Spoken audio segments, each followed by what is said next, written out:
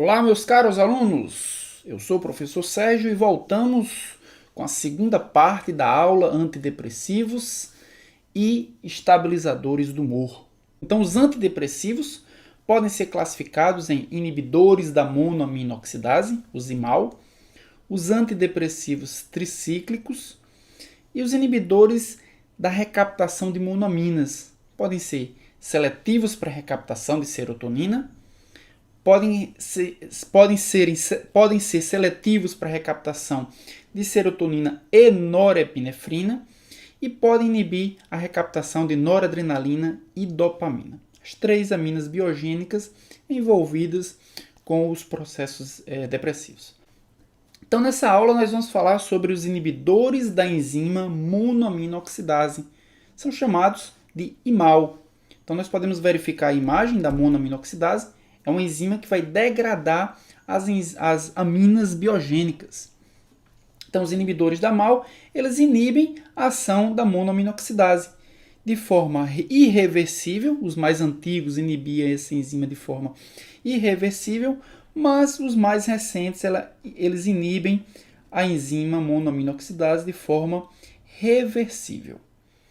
Existem duas isoformas da monoaminoxidase. A isoforma A, a monoaminoxidase A, e a monoaminoxidase B. Ambos metabolizam neurotransmissores, mas metabolizam outras moléculas também. Os mais eficazes hoje são os inibidores reversíveis da monoaminoxidase A.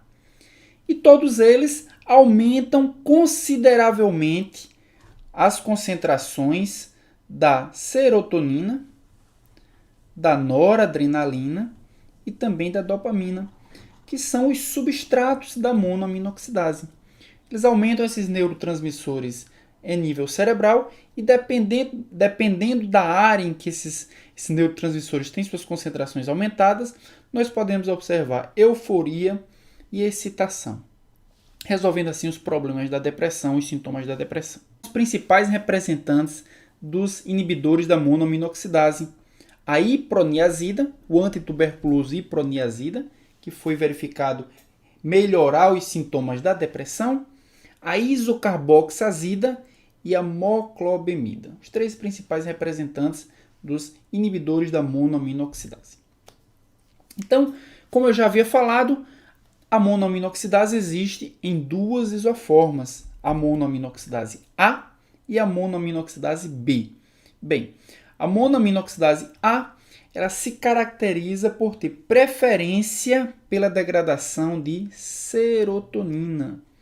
Então, isso significa que os inibidores da monoaminoxidase A, eles são mais eficientes no controle da depressão do que aqueles que inibem a monoaminoxidase B.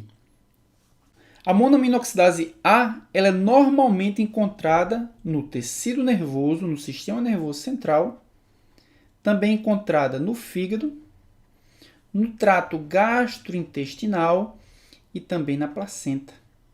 E é justamente a monoaminoxidase A encontrada no trato gastrointestinal responsável pelos seus principais efeitos adversos. Então, os inibidores da monoaminoxidase A são os principais antidepressivos, mas ao mesmo tempo são aqueles que causam as principais reações adversas dessa classe de fármacos.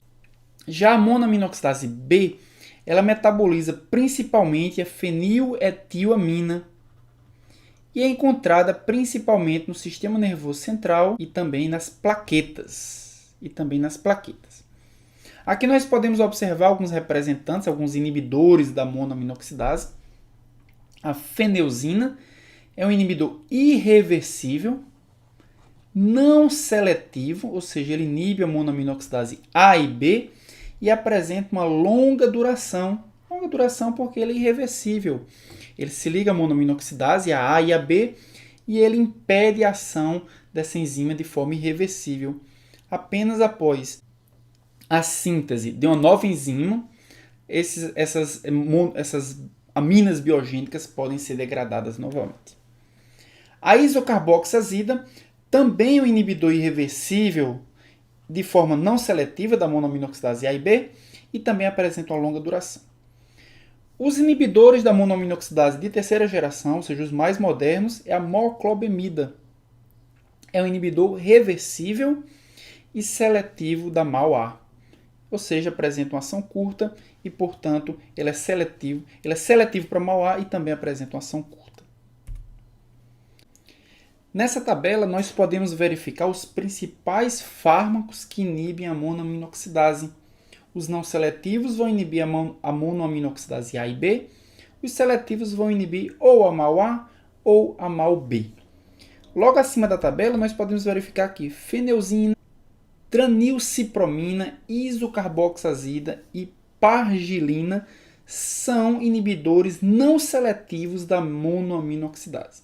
Além de serem não seletivos, eles também são irreversíveis. Eles se ligam à enzima e não se desligam mais. Já os fármacos de baixo, a moclobemida, a clorgilina e a selegilina, são fármacos seletivos da monoaminoxidase. Moclobemida é um fármaco seletivo para MAO-A, assim como a clorgilina, só que a moclobemida é um fármaco reversível, enquanto que a clorgilina é um inibidor da MAO-A irreversível. A selegilina é um inibidor para monoaminoxidase B de forma reversível.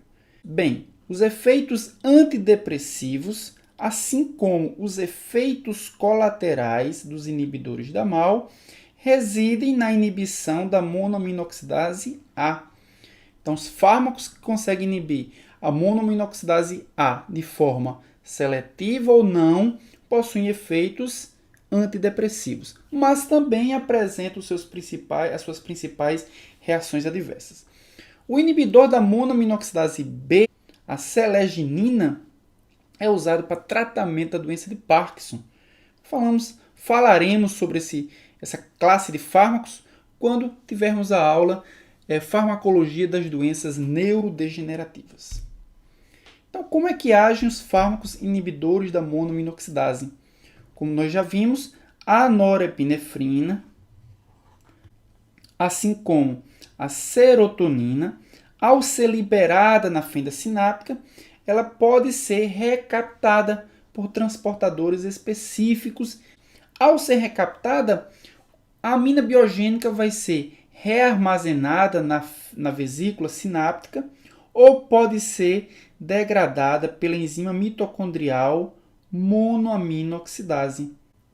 O que é que os inibidores vão fazer? Eles vão inibir o zimal, eles vão inibir a monoaminoxidase, impedindo que a amina biogênica seja degradada. Consequentemente, ela vai ser rearmazenada na vesícula sináptica e vai ser eliminada, promovendo assim a propagação do impulso nervoso.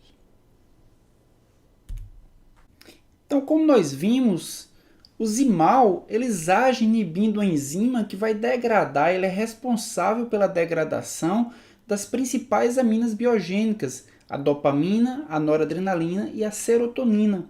Isso significa que a fenda sináptica de neurônios noradrenérgicos, dopaminérgicos e serotoninérgicos terão concentrações maiores desses neurotransmissores.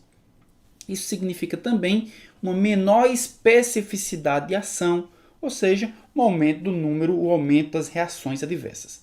As principais reações adversas dos zimal são tremores, excitação, insônia e hiperidrose, um aumento da secreção de suor, também agitação e comportamento hipomaníaco.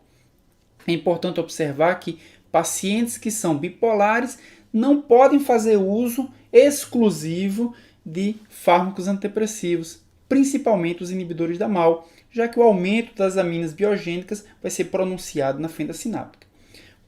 Podem aparecer também alucinações, confusão mental e, em alguns casos, convulsões, neuropatia periférica, principalmente com os compostos hidrazínicos, ganho de peso associado ao aumento do apetite.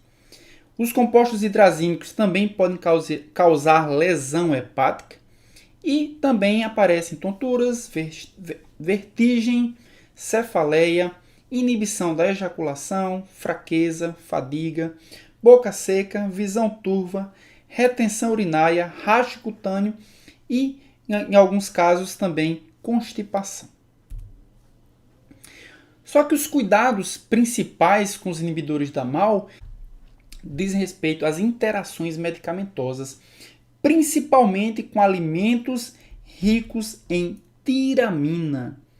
Tiramina é um composto que é encontrado em grandes concentrações no queijo e que se comporta como uma amina pressora. É um composto que é derivado da tirosina, que está presente em diversos alimentos, dentre eles o queijo, e que tem a capacidade de promover um aumento súbito da pressão arterial. A tiramina ela também é metabolizada pela MAO. Ela também é metabolizada pela MAO-A. Pela MAO-A encontrada no intestino. Nós vimos que a isoforma MAO-A é produzida pelo trato gastrointestinal. Então, quando nós nos alimentamos de alimentos ricos em tiramina, a MAO-A imediatamente degrada a tiramina, produzindo um metabólito inativo. Consequentemente, a tiramina não produz o aumento da pressão arterial. Como nós utilizamos um antidepressivo que inibe a MAO-A, e isso é característica dos seus efeitos antidepressivos, ela inibe o metabolismo da tiramina.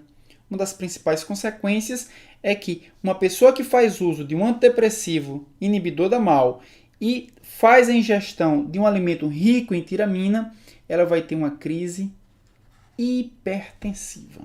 Então esse é o principal cuidado que precisamos observar em pessoas que fazem uso do antidepressivo inibidores da MAO e se alimentam de alimentos ricos em tiramina. Então essa reação é chamada de reação do queijo. Então queijo rico em tiramina ela cai na corrente sanguínea, chega até os neurônios noradrenérgicos, é captada como se fosse a noradrenalina. A tiramina age na vesícula sináptica, aumentando a liberação de noradrenalina. Como a MAO está inibida pelos inibidores, pelos antidepressivos, a noradrenalina é liberada em maiores concentrações na fenda sináptica, consequentemente, ela vai agir no coração, promovendo o aumento da frequência e da força de contração, e vai agir também nos receptores alfa-1 dos vasos sanguíneos, promovendo a contração vascular. Então, os antidepressivos inibidores da MAO, eles agem com outros antidepressivos, como os antidepressivos tricíclicos, potencializando os seus efeitos. Também agem com os antidepressivos inibidores seletivos da recaptação de serotonina, aumentando os níveis apenas da serotonina na fenda sináptica, uma vez que a potencialização apenas dessa via de recaptação, que é da serotonina. Isso provoca uma síndrome chamada síndrome da serotonina, que é perigosa e até mesmo fatal. Também interage com precursores de aminas biogênicas, como por exemplo a levodopa. Levodopa é utilizado no tratamento da doença de Parkinson, mas pode promover um aumento de aminas biogênicas, já que ela é precursor de aminas biogênicas. Como os inibidores da MAO também provocam aumento de aminas biogênicas, esse efeito ele pode ser potencializado.